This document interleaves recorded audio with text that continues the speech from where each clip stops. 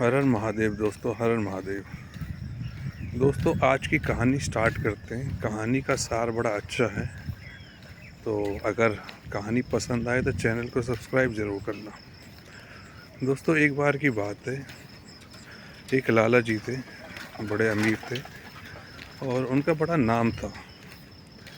उनकी 3 पुत्रियां थी, 3 बेटी थी और तीनों बड़ी गुणी थी, अच्छी थी। लाला जी की एक खासियत थी, उन्हें मीठा सुनना बहुत पसंद था, उन्हें अपनी तारीफ सुनना पसंद था, है ना। तो एक बार वो विदेश यात्रा पे जा रहे थे, और जब विदेश यात्रा पे जा रहे थे तो पहले वो बड़ी बेटी के पास गए और बड़ी बेटी से पूछा, बेटा बताओ तुम मुझसे कितना प्यार करती हो। तो बड़ी बेटी ने बोला, पापा आप मेरे लिए सब कुछ हो, आप मेरे भगवान हो, आपने मुझे जीवन दिया है, मैं आपसे सबसे ज़्यादा प्यार करती हूँ। लाला जी को सुन के बड़ा अच्छा लगा, तो उन्होंने बड़ी बिटिया से पूछा, बेटा आपके लिए क्या लाना है। तो उसने बोला, पापा एक सोने का हार ले आना। कहते ठीक है बेटा। दूसरी वाली बिटिया के पास गए और सेम क्वेश्चन करा कि बेटा तुम मुझसे कितना प्यार करती हो।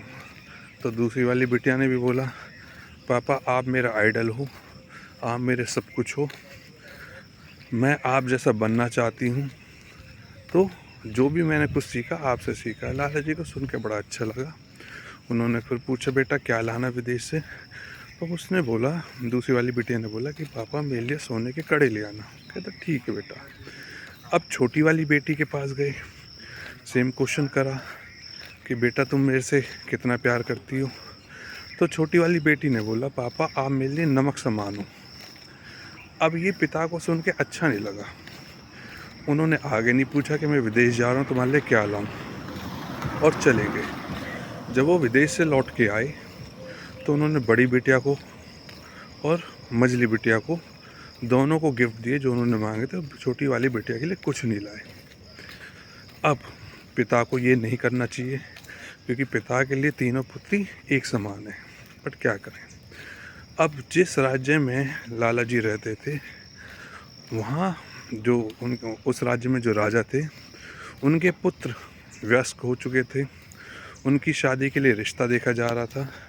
तो उनके स्टेटस के बराबर खाली लाला जी का ही परिवार आता था।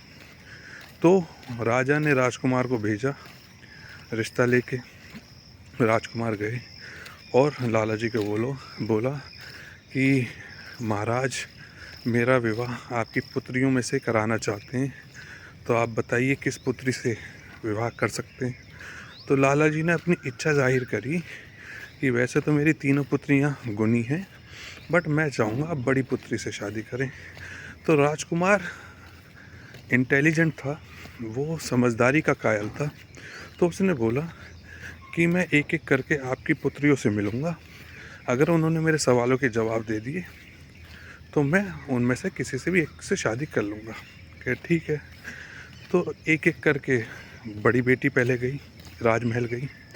तो राजकुमार ने बड़ी बेटी को एक सॉफ्ट से गद्दे पे बैठाया, बेड पे बैठाया और एक मीठा शरबत दिया और उससे 2 क्वेश्चन करे, बताओ मखमल से सॉफ्ट क्या है, और दूसरा शहद से ज़्यादा मीठा क्या है, यानी सबसे मीठा क्या है।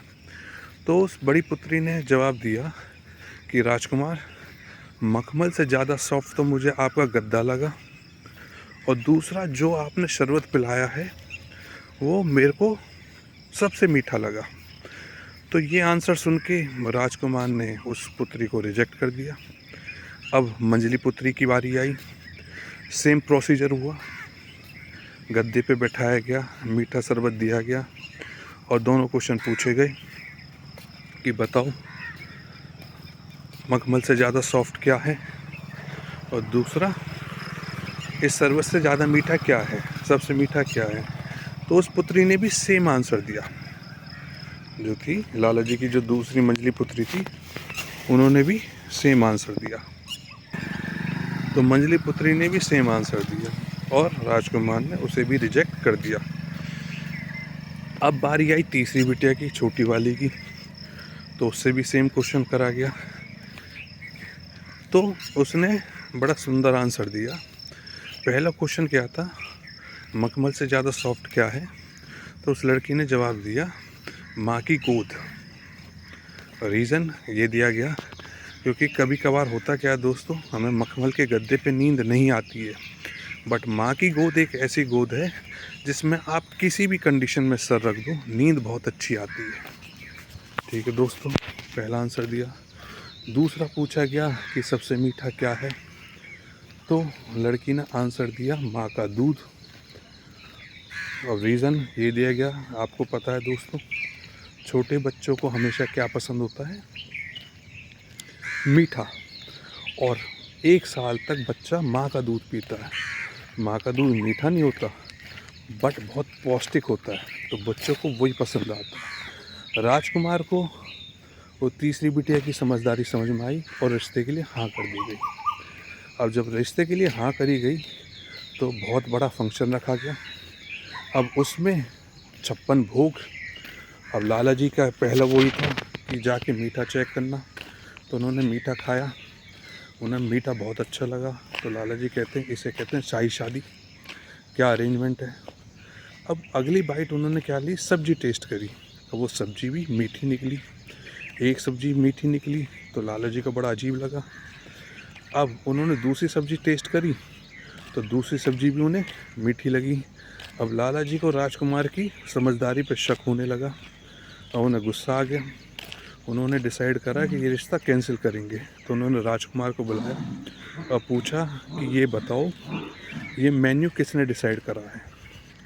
अगर तुम नहीं बताओगे तो ये रिश्ता कैंसिल हो जाएगा, मुझे सच सच बताओ। तो राजकुमार डर गया दोस्तों। राजकुमार ने बोला कि लाला जी, ये आपकी छोटी वाली पुत्री ने करा है।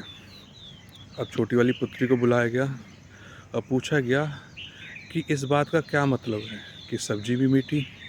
तब लड़की ने बड़ा सुंदर आंसर दिया कि पिताजी, नमक, मैं आपसे कितना प्यार करती हूँ, नमक समान। यानी जीवन में सबसे ज़्यादा प्यार कौन करता है? जो हमारी ज़िंदगी में नमक समान होता है, क्योंकि खाने का स्वाद क्या होता है? नमक। हमेशा याद रखना दोस्तों। और अगर आपका ब्लड प्रेशर हाई हो जाता है तो नमक कम करने के लिए बोला जाता है, अगर ब्लड प्रेशर लो होता है तो नमक बढ़ाने के लिए बोला जाता है। और हमेशा याद रखना दोस्तों एक और चीज़, मीठे पे हमेशा सड़ जाता है ना, कीड़े लग जाते हैं मीठे पे, बट नमक एक ऐसी चीज़ है जो कभी सड़ता नहीं है।